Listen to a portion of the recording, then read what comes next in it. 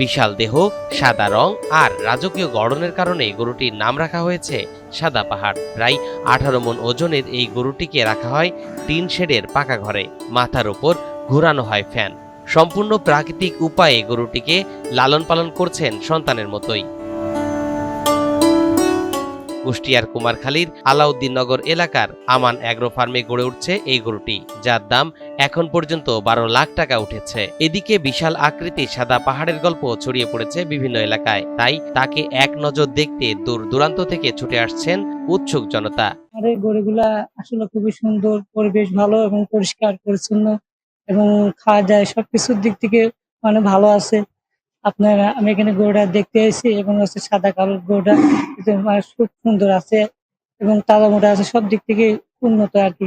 তো এই গরুটা অনেক যত্ন সহকারে আমার এই খামারে যে রাখাল গুলো আছে এরা খুব অনেক যত্ন সহকারে তাদের খাওয়া দাওয়া দেয় এবং যত্ন করে।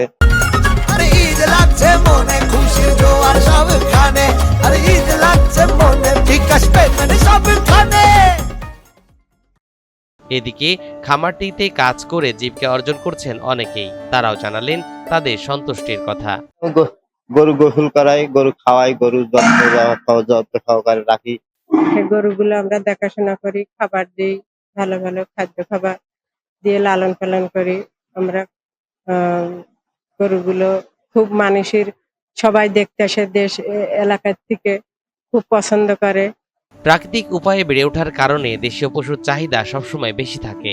তাই গোখাদ্যের দাম কমানো ও ভারতীয় গরুর আমদানি বন্ধ করতে সরকারের কার্যকর উদ্যোগ নেওয়ার আহ্বান জানিয়েছেন সংশ্লিষ্ট খামার মালিকরা। অতিরিক্ত লম্বা এবং মোটা হওয়ার কারণে এটাকে সাদা পাহাড় বলে নামকরণ করা হয়েছে।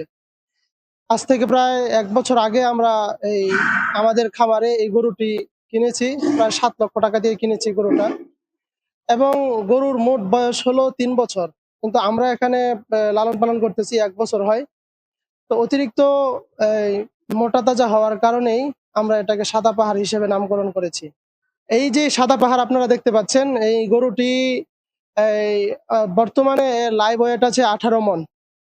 18 মণ লাইভ ওয়েট হয়েছে এবং এটার দাম উঠেছে 12 লক্ষ টাকা।